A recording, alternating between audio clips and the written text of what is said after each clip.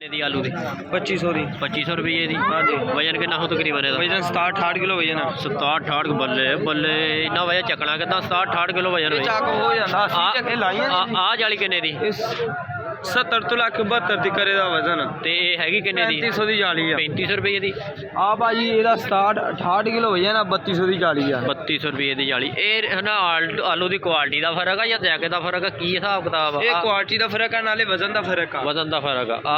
ਆ ਬੀਜਾ ਵਾ, ਇਹ ਬੀਜੇ ਆ ਵਾਲਾ ਦੂਸਰਾ ਗੋਲੀ ਆ। ਗੋਲੀ ਇਹ 2000 ਦੀ ਗੋਲੀ ਆ, ਇਹ ਵੀ 67-68 ਕਿਲੋ ਵਜਨ ਆ, ਖਰਾ ਆਲੂ ਆ। ਅੱਛਾ, ਇਹ ਪਕਾਉਣ ਦੇ ਹੱਕ 'ਚ ਚੰਗਾ। ਹਾਂਜੀ ਜਜ਼ਾਕ ਚੰਗਾ ਵਾ, ਬਸ ਬੂਟੀਆਂ ਨੇ ਜ਼ਲਾਲਤ ਪੈਂਦੀ ਆ।